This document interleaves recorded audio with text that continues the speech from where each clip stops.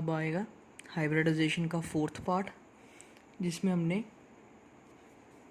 sp3 hybridisation के बारे में पढ़ना है। पहले तो सबसे पहले बात करें sp3 हाइब्रिडाइजेशन का मतलब नाम ही बता रहा है कि इसके अंदर एक s ऑर्बिटल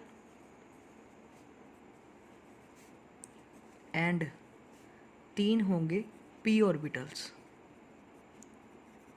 ठीक है, एक s ऑर्बिटल और 3 p ऑर्बिटल्स जुड़ेंगे और करेंगे हाइब्रिडाइजेशन प्रोसेस। तो और जिससे क्या होगी, हमारी जो हाइब्रिड ऑर्बिटल बनेंगे वो कौन से बनेंगे, sp3 हाइब्रिड ऑर्बिटल्स। ठीक है, तभी इसको हम sp3 हाइब्रिडाइजेशन कह रहे हैं। इसके अंदर जो एग्जांपल आएगी आपकी वो ले रहे हैं हम मीथेन। अगर मीथेन की बात करें, मीथेन का फॉर्मूला क्या है, CH4। मीथेन को हम क्या बोलते हैं, नेचुरल गैस। मीथेन को नेचुरल गैस कहा जाता है। ठीक है, जिसका फॉर्मूला CH4 है, मीन्स एक कार्बन जिसके अराउंड में 4 हाइड्रोजन एटम प्रेजेंट है। अब सबसे पहले सेंट्रल एटम जो है कार्बन, अभी कार्बन का नंबर 6, कॉन्फ़िगरेशन लिखे तो 1s2 2s2 2p2। ठीक है, टोटल 6 इलेक्ट्रॉन्स होंगे। इसकी पहली शेल के अंदर 2 इलेक्ट्रॉन है, इनकी दूसरी शेल्स के अंदर टोटल 4 इलेक्ट्रॉन्स हैं। इसका मतलब इसको इस तरह से कह सकते हैं कि इसकी ग्राउंड स्टेट के अंदर इसकी कॉन्फ़िगरेशन इस तरह से है। ठीक है, कई बच्चे इसको 2 और 4 सिंपली लिखते हैं। ठीक है, अब हमने क्या करना है, इसको लिखते हैं हम इसकी डीजेनरेट ऑर्बिटल्स की फॉर्म में, 2s2 2px1 2py1 2pz0।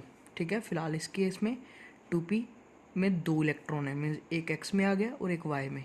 फिलहाल z क्या है, 0। ठीक है, ये इसकी क्या है अभी, ग्राउंड स्टेट। अब हम क्या करेंगे, इसमें से एक इलेक्ट्रॉन का करेंगे जंप और वो जाएगा 2z वाले में, और क्या बनेगा, 2s1 2px1 2py1 and 2pz1। ठीक है, ये इसकी आ गई हमारी एक्साइटेड स्टेट।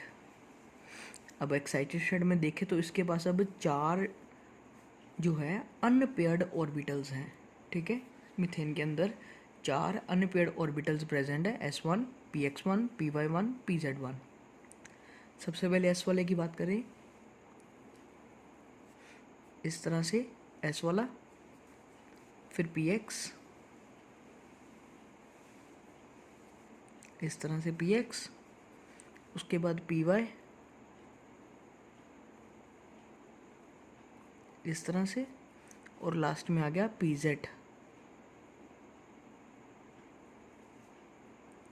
अब इसके अंदर ये भी s, ये p, ये भी p और ये भी p।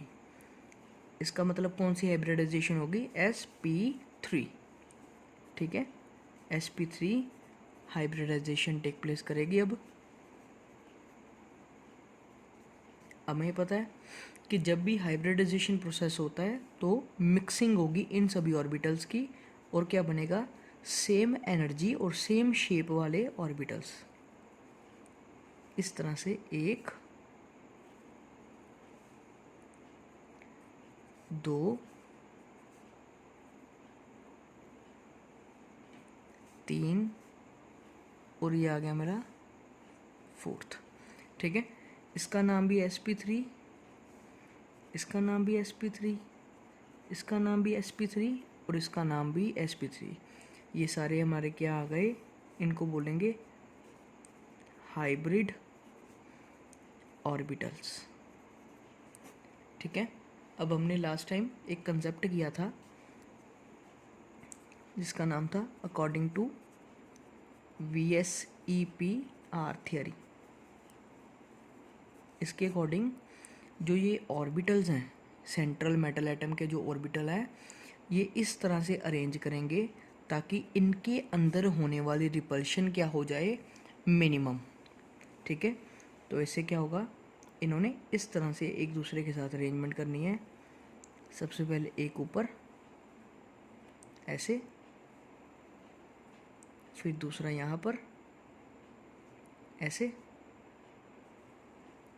फिर ये तीसरे वाला ऑर्बिटल, अब ये चौथे वाला आगे, इस तरह से।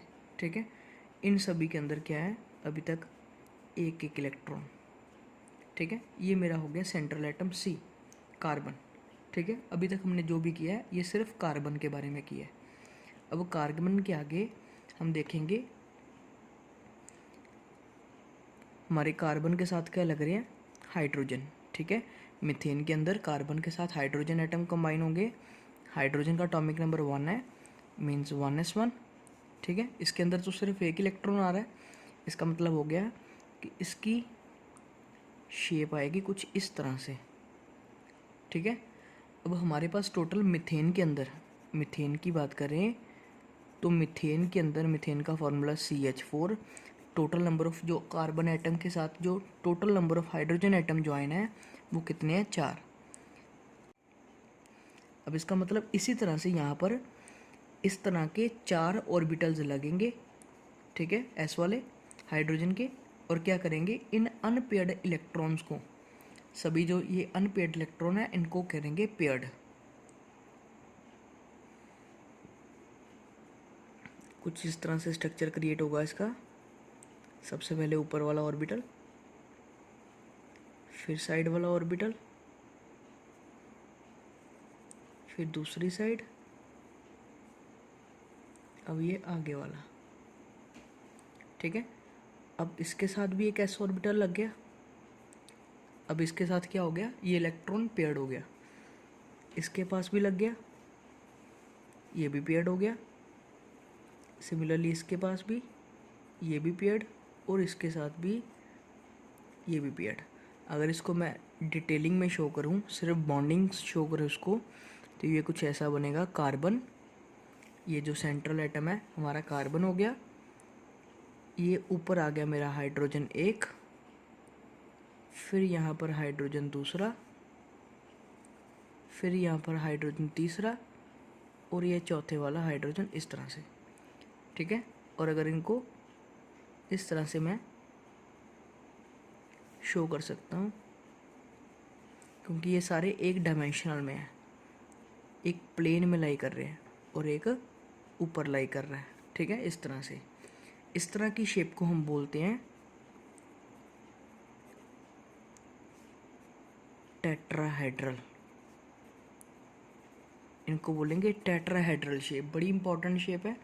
जब भी कभी sp3 हाइब्रिडाइजेशन देखो, ज़्यादातर उसमें क्या देखेंगे, टेट्राहेड्रल शेप ही ओबे होगी। और इसके केस में जो ये बॉन्ड एंगल क्रिएट होगा वो कितना आएगा,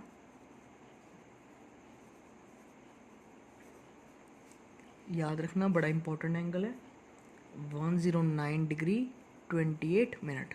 ठीक है, इस तरह से ये इसका आ गया बॉन्ड एंगल, मीन्स इसमें ये बॉन्ड और इस बॉन्ड के अंदर 10 अप्रॉक्सीमेटली लिखे तो 109.28, ठीक है, डिग्री, इतना इसके अंदर एंगल प्रेजेंट है।